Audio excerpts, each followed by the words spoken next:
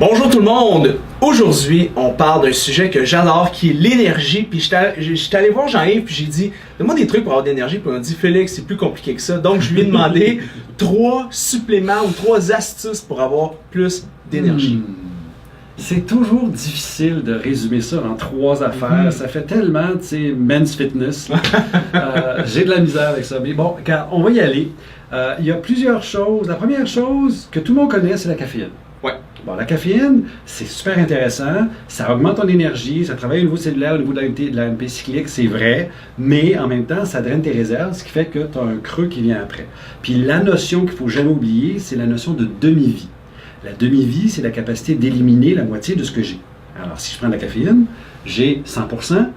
En une demi-vie, j'en ai 50%. Dans une autre demi-vie, j'en ai 25%. 12,5, puis je diminue d'une demi à chaque fois. C'est la demi-vie, donc une courbe comme ça.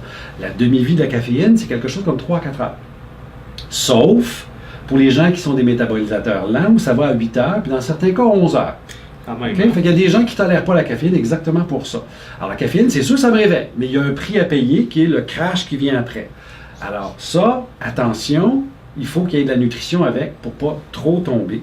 Mais ça reste quelque chose qui, en soi, tant que c'est dans l'aliment, puis là je vais parler du café, du thé, du guarana, du chocolat, comme tu veux, j'ai pas de problème. C'est quand on l'extrait que là, je suis un petit peu plus mal à l'aise parce que la nature me donne les nutriments qui viennent avec que je n'aurai pas si je prends de la caféine pure. Alors faites attention à ce niveau-là. Alors c'est clair que les sources de caféine, le café, tout le monde le connaît, c'est historique, ça fonctionne. Il y a une petite molécule qui vient d'apparaître dans le marché, qui est la petite sœur, qui est la théacrine.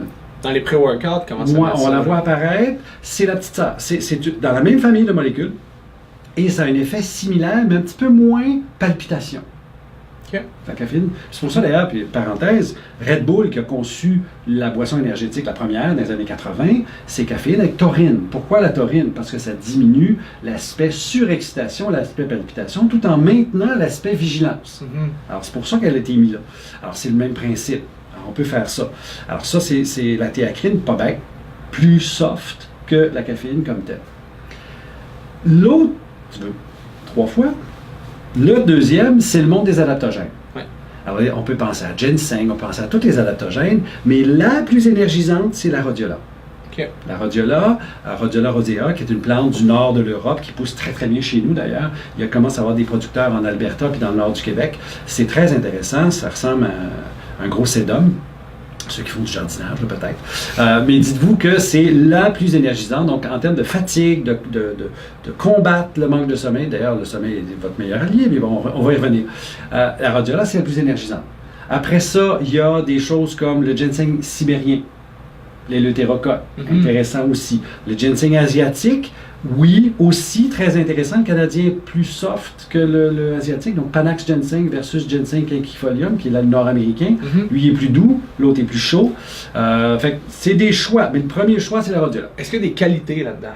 C'est toujours le problème. Quand tu parles de botanique, c'est là où il y a le plus de problèmes. Quand je parle d'une monosubstance, tantôt je parle de la théacrine. Il y a genre 1 ou 2 fournisseurs et c'est tout. Quand tu parles de vitamines, c'est la même affaire. C'est pur. Mais quand tu parles de plantes, là, c'est compliqué. Et alors, il peut y avoir des grosses différences entre un fournisseur international puis un fournisseur local. Okay. Entre une compagnie qui achète un extrait déjà fait ou qui achète la plante. C'est 2 mondes. Et c'est là où les compagnies doivent déjouer les trucs des fournisseurs pour avoir un contrôle de qualité irréprochable et aller au-delà de ce qu'on attend d'eux autres pour prouver que c'est bon. C'est pas évident. D'où la réputation de la compagnie. Assurez-vous d'avoir une compagnie irréprochable et non quelqu'un qui tourne les coins ronds. Alors, le prix n'est pas toujours votre ami. Okay? Ça, c'est la première chose. Troisième, la première raison de consultation, c'est la fatigue. Chez le médecin, chez le naturopathe, chez moi, on est dans mon bureau, là, dans mon bureau de consultation, pitch publicitaire. Mais c'est la première raison. Alors, les causes de fatigue, c'est le stress, c'est la mauvaise alimentation, c'est le manque de sommeil, ça peut être une pathologie, ça peut être le diabète, mais ça, c'est la base. Alors, si je ne mange pas idéal, mon sommeil est renié pour des mauvaises raisons ou pour des bonnes raisons, le premier outil à donner, c'est un complexe B. Okay. Alors, on en a déjà parlé, il y a toute une rationnelle derrière, mais au niveau énergétique, la B6, c'est la première. Mais toutes les autres sont nécessaires pour utiliser mes nutriments et augmenter mon énergie. Et là, je ne parle pas de dose alimentaire. Alors, je vais donner une marque de commerce. un centrum, ça donne rien. J'ai besoin d'une dose thérapeutique, donc un complexe 25, 50 ou plus. Okay. Et là, je vais ressentir l'effet. T'sais, historiquement, les médecins prescrivaient dans les années 50-60 des complexes B. À très très haute dose, 250 mg de B1, entre autres. C'était très élevé. Le premier produit, c'était Penta 3B à l'époque, qui s'appelle Vita 3B maintenant, là, qui a été généricisé. Mais ça, tu prends ça, à part le fait que tu pisses fluo, là, c'est l'enfer, 3 jours plus tard, pouf, tu as de l'énergie. Tu le ressens. Tu peux prendre ta multivitamine de pharmacie, le restant de tes jours, tu la sentiras jamais. Alors, c'est une dose thérapeutique à prendre pour un usage. C'est pas dangereux de le prendre à long terme, mais c'est pas utile. Okay. Tu le prends quand tu es fatigué. Okay. Donc, un complexe B, 25, 50, 100. Si tu montes, puis là, je reviens à ma notion de demi-vie, si tu es vraiment très fatigué ou, puis madame, s'il y a une madame qui écoute qui fait du SPM, complexe B, magnésium, c'est un très très bon outil. Et là, j'ai pensé à prendre 2 fois. Okay. Donc, au lieu de prendre un 100 le matin que je vais uriner dans les premiers 3 à 6 heures, ben, je vais peut-être prendre un 50 2 fois pour me booster toute la journée. C'est ta dose. C'est okay. Ça. Ça va être plus pertinent, quitte à prendre déjeuner, dîner, que de prendre juste le matin. Okay. Alors souvent, quand on parle de conditions spécifiques, on parle de grande fatigue, d'épuisement, épuisement professionnel, bien là, on va répartir dans la journée parce que mon corps va éliminer très vite. Et plus je suis stressé, plus la fonction élimination est forte. Plus tu es en mode de stress, haute endurance, plus ton corps a tendance à tomber en catabolisme. C'est tout l'art de la supplémentation chez les athlètes de très haut niveau, justement pour qu'ils ne tombent pas en catabolisme. Puis quel serait le dosage à prendre 2 fois? Bien, dépasse pas 52 fois. Okay. Ça, c'est le max. Tu ne veux pas dépasser un complexe 100. Il y a des produits où certaines vitamines vont être plus élevées. Je pense à la B6 entre autres, ce qui n'est pas bête. Mais le complexe lui-même est autour de 50 à 100 mg par jour. Bien entendu, il y a des exceptions.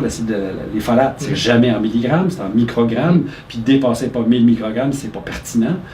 Et la B12, habituellement, c'est des dosages de 200 microgrammes dans un complexe, rarement plus, souvent moins, mais tu n'as pas besoin d'aller plus loin que ça. Okay. Parce que tu as suffisamment dans un complexe B avec des dosages comme ça. Par contre, dans le cas de la B12, j'ai pas de risque. Parce que c'est une substance où même Santé Canada n'arrive pas à trouver un apport maximal tolérable. Okay. Il n'y en a pas. Donc, c'est pas dangereux. Parfait. Donc, court et concis. Ouais. Donc, on va essayer de prendre ça et avoir plus d'énergie. Tout à fait. Merci Jean-Yves.